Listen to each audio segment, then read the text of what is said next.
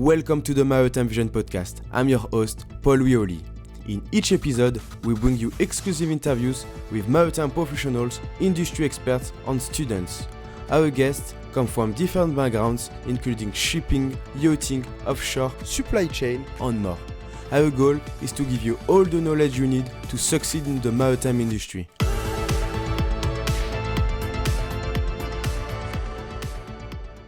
Hello everyone, welcome back to a new podcast episode. And today we are joined by Caspar. Caspar, it's a pleasure to having you today. Can you introduce yourself, please? Thank you, Paul Louis, for the invitation to speak about decarbonization in shipping today. My name is Caspar Gooren. I'm working for some time now with Titan and have a 50-year background in decarbonization of industry, shipping and transport. Nice, quite interesting. Why did you decide to join the maritime industry? Yeah, that's a very good question. So I started 50 years ago my career within utility, after that a trading house. And we saw the industry converging towards more sustainable mindset and more renewable energy production. And shipping was always a bit lagging behind until a couple of years ago. And then all the discussions started, which we had 10 years ago in the industry on a fast-tracked level. So everything is going faster, but need to come from further. So I think that's very interesting. Large impact, that attracted me to make a switch to the maritime industry. Quite interesting, yes. So today we're going to talk about, the alternative fuels and more deeply into LNG. But first, can you maybe provide because you are working in Titan LNG, can you provide a little overview of what are you doing in Titan LNG, or what is this company, by the way? Yeah. So Titan is an LNG and Bio LNG bunker fuel company. So we deliver clean fuels such as LNG to shipping, but also industry and transport. We work with 45 colleagues from our Amsterdam office where we are here today, providing LNG and Bio LNG mainly to ships right now. We have 6 bunker vessels and operations in Europe, but also in Asia and the US. Already for 12 years active right now. And I'm involved right now for 3 years within the company. And my role is on decarbonization. So producing, trading, selling, certifying bio-LNG, biogas, and biomethane. That's the main target, but also looking beyond to other e-fuel solutions, like hydrogen-derived solutions. A bit further away, but also part of the job. Quite interesting. So we can consider Titan LNG like a ship owner as well, on I can say like a LNG operator. What is the different verticals we have in the company? Yeah, so we own several vessels, we deliver LNG with those. We have a trading and sourcing department.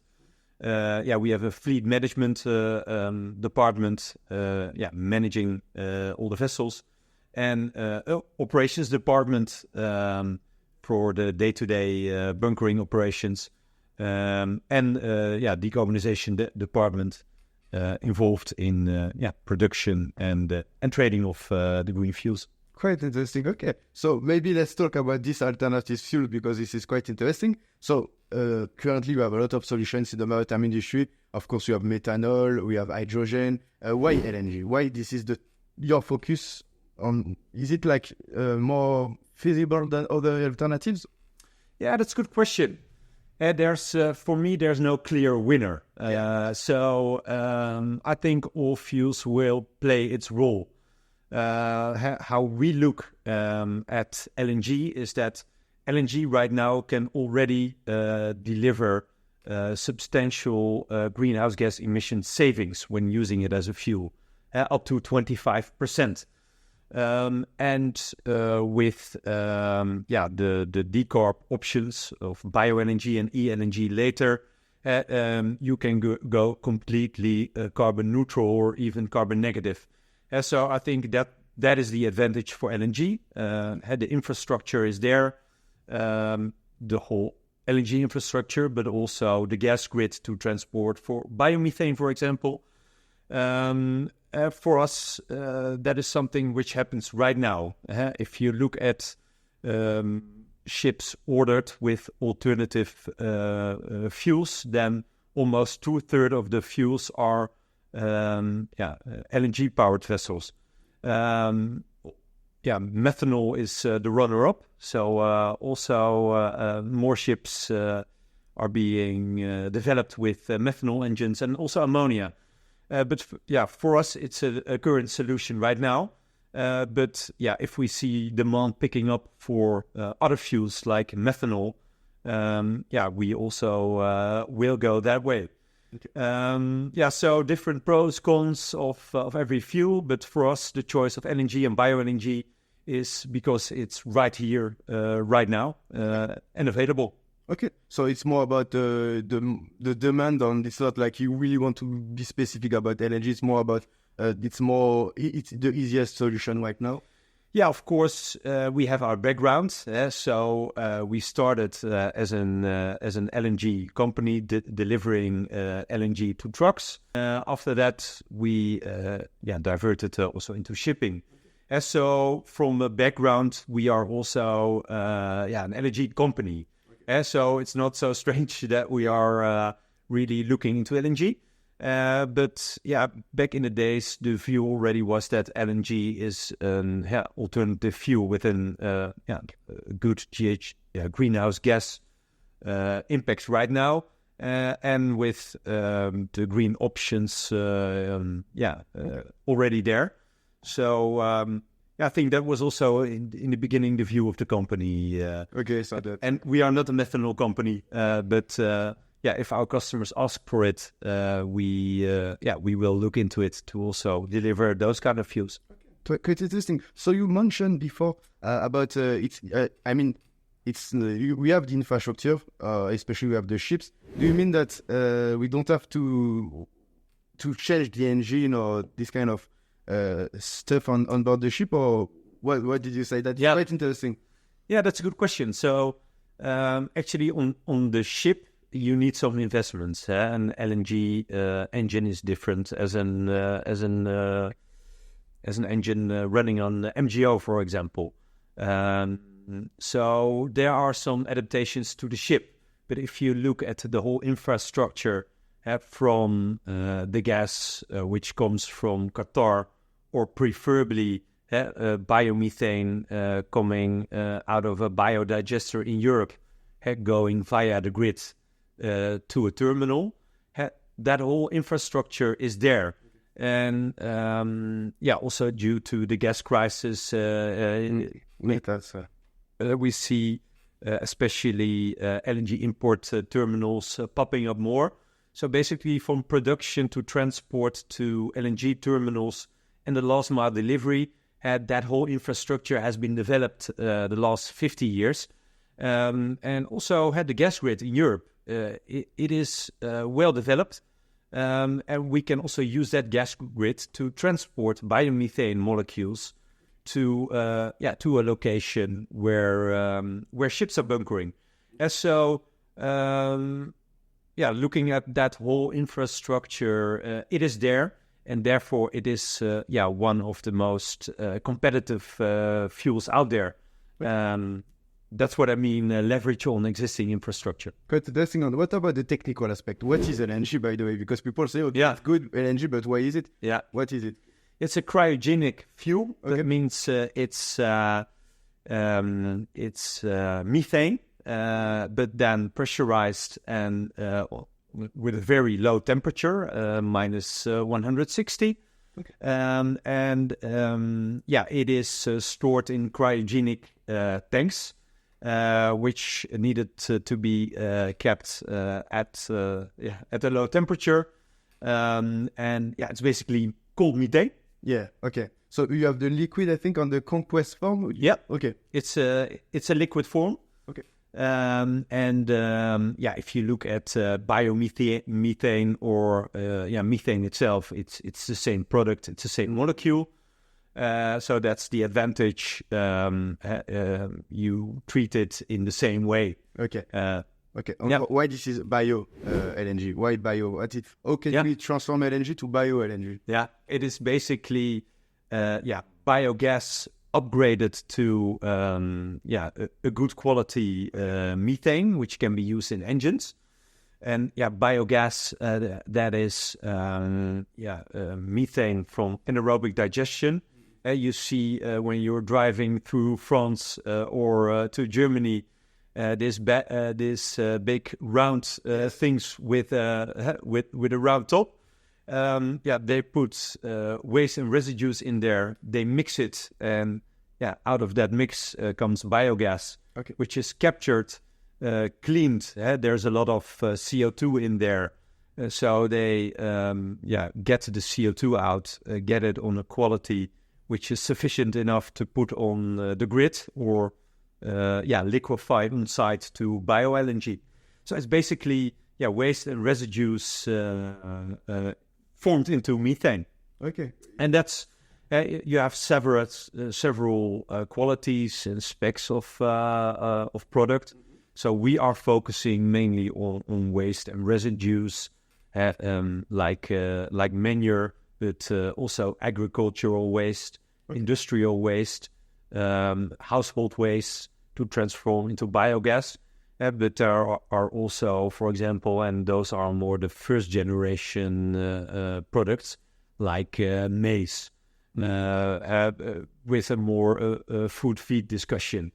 So we try to refrain from those products and focus completely on waste and residues. Okay, it's interesting, but is it LNG, we use it most of LNGs like in the trucking industry, or what kind of industry we use a lot of LNG, I can say? We have a quite good gas grid in Europe, but in certain countries, especially countries like southern Germany, but also Switzerland, the gas grid is not that developed. So basically the industry that is not connected to the gas grid is using LNG. We also have a lot of LNG filling stations in Europe, and still growing. So a lot of trucks are driving on LNG and Bio LNG. So that is also the growing segment which uses LNG.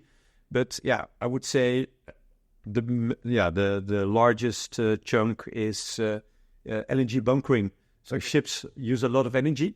Yeah. And the amount of fuel you need is exactly huge. Yeah. And for the trucks, I'm quite interested. Is it like normal trucks like Scania, MAN, the same, or we need a specific model, we need to adapt the truck? Yeah, so it are different engines, different OEMs, so different truck producers have also an LNG fleet. Also CNG vehicles, mainly for especially in Italy. There's a large network of CNG and LNG filling stations, but also trucks and vehicles. Okay, quite interesting. So now I want to ask you another question concerning bunkering, because LNG fuel, can you bunker this fuel at the same way as, for example, gas like diesel engines, or is completely different? What kind of different bunkering methods we have, by the way? Yeah, so it is different, also due to the inherent nature of the product. It's a cryogenic product. It is cold. And it needs to be stored cold. So we have separate tanks. So our ships have cryogenic tanks to bunker. I think the whole operational safety, but also design safety is different with normal normal temperature fuels. I can say it was an alternative fuel in shipping a couple of years ago, but it's starting to become a regular fuel. We spend a lot of time also with the competent authorities, with the harbor authorities, explaining how LNG bunkering works. So we also spend a lot of time in different ports to get our ships, but also ship-to-ship bunkering accredited. So, second question: how do you bunker? It is we do that by ship, but also truck-to-ship bunkering, and that is something we do regularly. It usually involves more truck to bunker one ship, basically that are the two ways to do it. Okay. Yeah. What about short to ship? Because I mean, for short to ship, of course, you need this big infrastructure. Is it possible? Is it feasible or not yet? Yes, it's feasible, and you see that, for example, at the Gate terminal in Rotterdam. There are different cases, and also with, for example, the Fluxus terminal. You can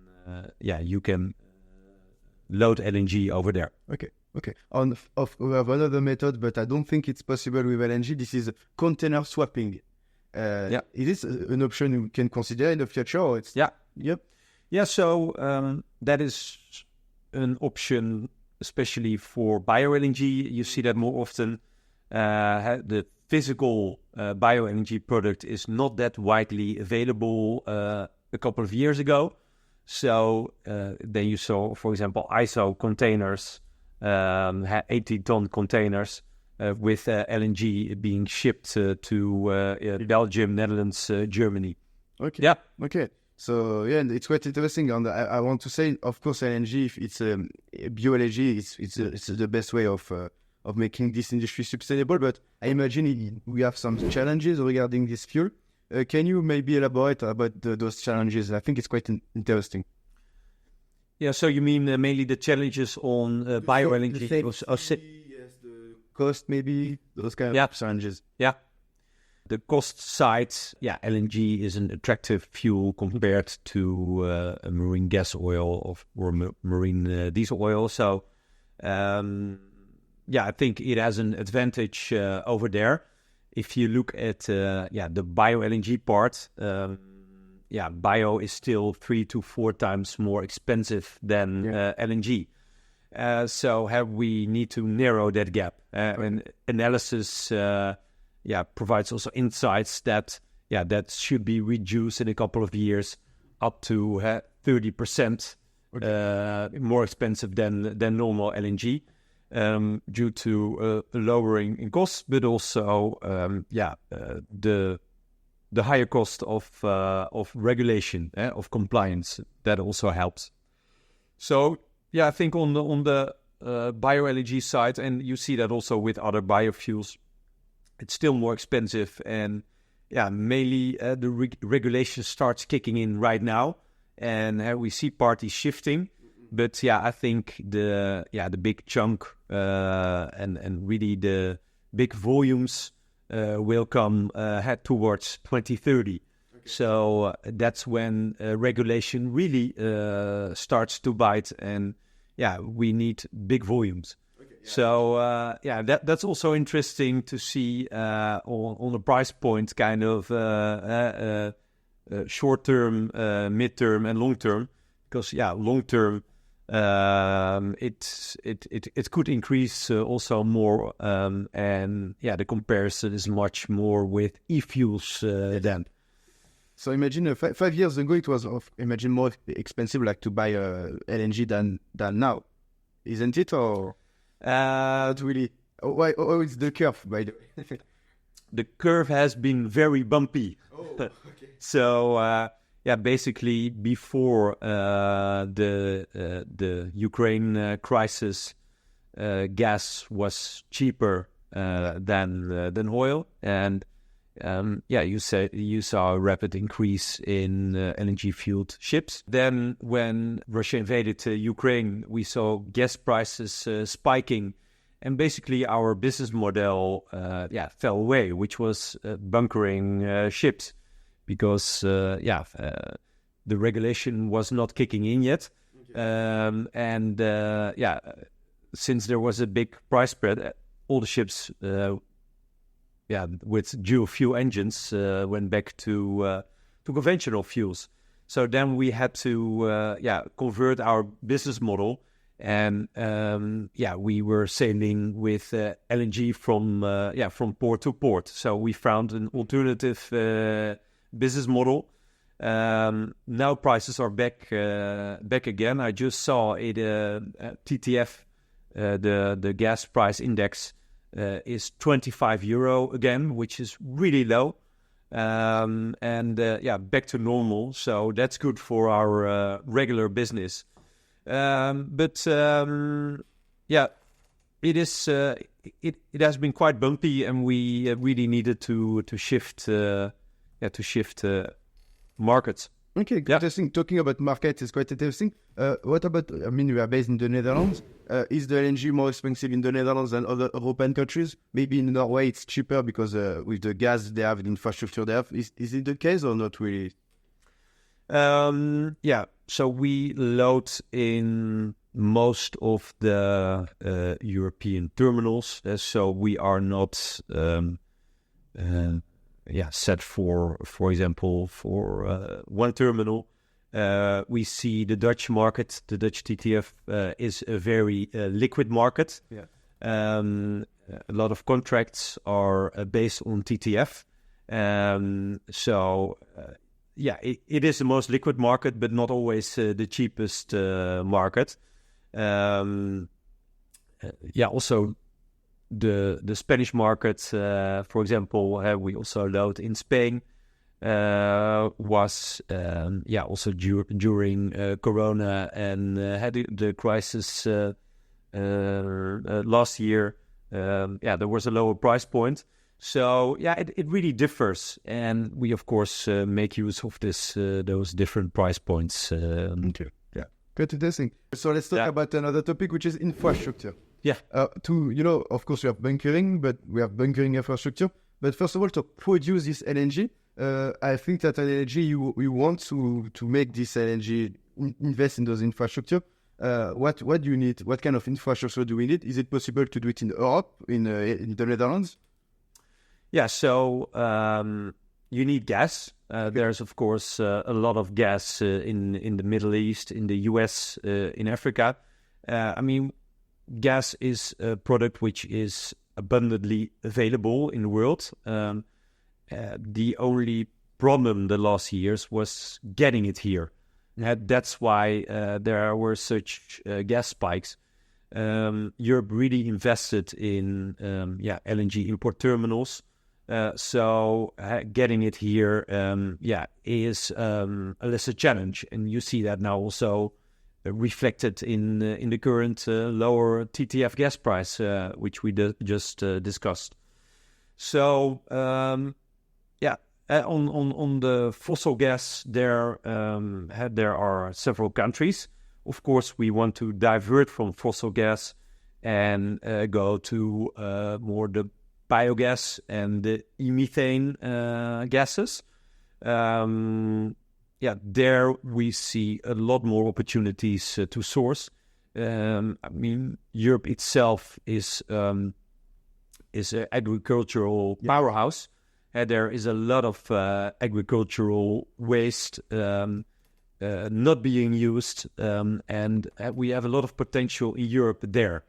There are some studies that up to 6 to 13% of the shipping industry can be biogas can be used to propel the shipping industry worldwide. And so there is sufficient biogas available to make the first step. Okay. And the second step is, of course, the e-fuels. Okay, great, interesting. Yeah. Because in the Netherlands, I think is it something quite feasible in terms of the big lack of space we have in this country? Is it something we need to take into consideration, or for example, it's not really the issue?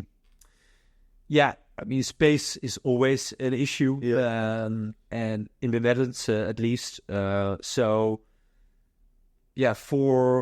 We have a very good gas infrastructure in the Netherlands, from pipelines to the Gate terminal, which is one of the larger terminals in Europe, which we use a lot. So on that part, I think the infrastructure is it's well connected.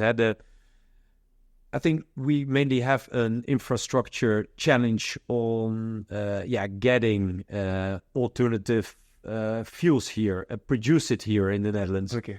For example, getting biomethane out of the Netherlands enough to power our big maritime fleet. Yeah, that's not sufficient. Okay. So that's why we are also looking to Europe, and Europe is taking some big steps to harmonize the biomethane market. So big steps are being taken to make one European biomethane market, which has already done with the power market, which is functioning well, and the gas market was lagging behind a bit because it was much smaller. But I'm really positive about all the changes right now on the European single biomethane market. Yes. So I think there we can get our product out of Europe, but we're looking much broader. We can get it out of Asia. We can get it out of the US. So in that sense, we are bunkering worldwide. We can also source the product worldwide. Okay, interesting. Let's talk about the market. I mean, collaboration with different countries. You mentioned European Union. Do you see a lot of collaboration in this field, in this continent? I mean, this European Union, or we can do more? I can say. A lot of people are always complaining on the European Union that it is that it's so complex. If you compare it to the US, with measures being taken there with the Inflation Reduction Act and its subsidies, it's much easier. But I have to acknowledge that in Europe we're really at the forefront of regulation. Talking about emission trading, talking about fuel standards, talking about a carbon border mechanism. It's all being developed in Europe and copied to the rest of the world. Of course, we have an emission trading scheme which is already functioning 15 years in industry, and we don't talk about that a lot, but I think those kind of measures take a long time to implement. But if they're implemented, it works, and I'm quite positive on that. I'm a bit less positive on the that it's so diffuse. It's the regulation is not so clear. It has it's a big package of regulations, maybe 6 to 8 different regulations, which only apply to shipping, and they regularly change. So for investors, what we need more is a long-term view. That is something which could be better. Okay, so let's talk about regulation. What can you say about the regulation space, especially concerning LNG and biofuels? What we just discussed, the EU is really on the forefront. As of 1 January this year, the emission trading scheme for shipping has been implemented, and that means that shipping companies, for every ton of CO2 emitted, going from one EU port to another EU port, they have to buy an emission credit. Yeah, if you're going outside of the EU to an EU port, it's only 50%. But that has a big impact. And so it's for the first time that there's a cost on emissions. As of next year, the next package will come online, which is basically a fuel standard for shipping. So on the regulation side, things are progressing well. Right now it is in the beginning. All the discussions with ship owners are about these regulations and their impact on their business. I would say for this year, it's considerable cost, but still doable. But if we're going towards 2030, you really need to start making decisions on your fleet, on your fuels, on your sailing pattern. So that it is really a boardroom topic. Okay. What are the main actors regarding this regulation? For example, I'm imagining we have the IMO. What else we have, especially for LNG or biofuel? So I would say the European Commission, the European Parliament is the main actor here. There's the Renewable Energy Directive, which plays a big role. Also each country has its own implementation of the regulation. So, for example, in the Netherlands, we have the Dutch Emissions Authority. Each country has its own emissions authority, which plays a big role mainly in the implementation of EU regulation, which can be different from country to country. The different ministries of economic affairs and infrastructure of each country, they have a say. It's quite a complex regulatory field. But I would say, most high-over regulations are set in Europe. Okay. Right. I mean, the regulation is always good, but sometimes it's a big struggle for actors. Especially this EU ETS regulation. I did a lot of podcasts about it, and it's quite interesting. Is it it's good, I imagine, for you, because it means it's good for ship owners needs to consider biofuels. So I think for you, it's the best kind of regulation we can see in the maritime industry. Yes, I'm personally, I think it's a very good idea to directly pay for emissions, put a price on emissions. And we saw in the industry that it really worked to lower the emissions, especially because the amount of emission rights issued every year is declining. And so by nature, the market is becoming smaller, and the price of an emission right will be higher. And that's a very strong incentive. Right now, the price of an emission right or a biofuel, if you have to choose, you still, if you're only looking at it from a cost perspective, you're still purchasing an emission right. Because purchasing a biofuel is still more expensive.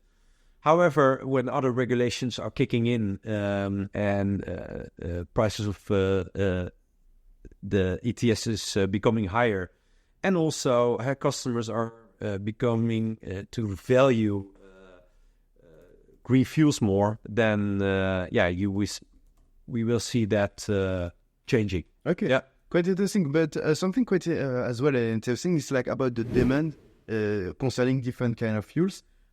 What can you say about it? Because, for example, I'm a ship owner. Imagine I'm a ship owner. I don't know what kind of fuels I want to use. Methanol, LNG. I can take the decision about the price, about the future in 20 years, how it will be. What can you say about it? Yeah, that's a very fair question. If you build a ship now, you have it for 20 to 30 years. What I said before, I think every fuel has its pros and its cons. With LNG, you have already an emission reduction right now. So looking at the Fuel EU regulation, you are compliant if you have an LNG engine until 2030 to 2035. Depending on the kind of engine you have. So you can already bridge almost 10, maximum 10 years with LNG. After that, LNG alone is not sufficient anymore, and you need to start blending Bio LNG or eLNG. So that's the moment where that will really become paramount to use those kind of fuels. Looking at biomethanol, I think the challenge there right now, what we see is getting the product at an attractive or cost-effective price. For us, we are actively looking into the space. When that product is available at good cost, then it's definitely interesting.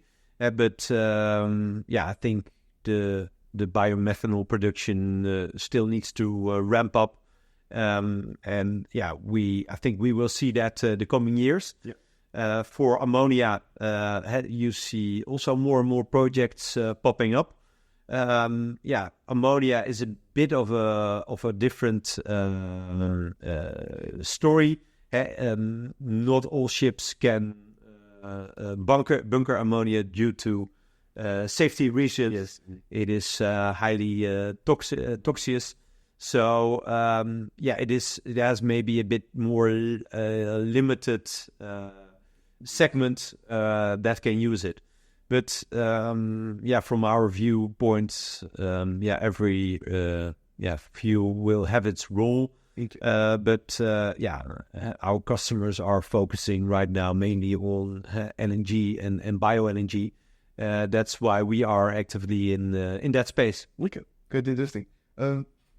So in my side, I ask you a lot of questions already, and I think the audience learn a lot of things about regarding LNG. Let's talk a little bit to finish this episode with more about career advices. For people who want to start, young people who really want to make impact in the industry, especially with decarbonization, how they can start by doing it? That's because it's new. Oh, that's a good question. I think I'm active right now for 50 years in this field, and in the industry it started also very, very small. Back then the whole wind industry was quite small, but growing. If I compared it to the shipping industry, we are where we were 15 years ago with solar and wind industry. So if you look at their, the technology choice, it's still not completely made. Okay. What I would say, I think every fuel will have its role, but what drives decarbonization right now is regulation, and that's often an overlooked part. And it's especially maybe for lawyers. I think regulation, and you see that also in court cases right now to companies like Shell. It is the lawyers who are also driving the agenda. Okay. And I think it's also a bit in this space. The regulation is really driving this agenda. So I think it's paramount to understand, and that's maybe also a bit my background in my field, had to understand where is the regulation heading in Europe, but also worldwide. So that's maybe one advice I can give. Yeah. So there's a lot of innovation going on from carbon capture on board Yes. to sails on ships to alternative fuel production. I think this is the moment to start a career in decarbonization for shipping, because we are at the forefront of a huge growth in decarbonization and green fuels. So I think it's very, very interesting to start now in this industry. I think you will have work for the coming 40 to 50 years. Yes. Because it is that long. The challenge. It is one of the hardest to decarbonize sectors, and it will take that long, in my view, to do it. And you have a huge impact. And we only with delivering LNG compared to MGO, the impact we already have right now compared to other industries, or the amount of Teslas that are driving around. Tesla, everybody's looking at their company, but I think the real impact is in aviation and shipping and other hard to decarbonize sectors. So I think all is important, but these are the niches to make a big impact. And that's quite interesting, because now we can see we're combining many industries. We're combining the energy industry, the maritime industry, and the transportation industry. Both are quite related. Yeah. It was not the case before all the decarbonization aspect. It was very shipping, maritime, people maritime don't mix with, other kind of industry. But now we have this kind of mix, and you are coming from not maritime initially. You joined the maritime industry. So you had a good example about it. Yeah. Yeah, exactly. So, I had to learn a lot about the maritime industry. So I come more from the utility space and production space. But you see more and more, and also within shipping companies, that the bridge is being made between the alternative fuel world and the shipping industry, and that's a very interesting symbiosis. Yeah, I completely agree. So, for future listeners, for future professional, I can say you have a lot of opportunities in this field. So thank you, Caspar. It was a pleasure to having you today. Thank you very much, Paul. The same to you. Thank you for listening and watching this episode. We are looking forward to bring you more insights from maritime professionals, experts, and students.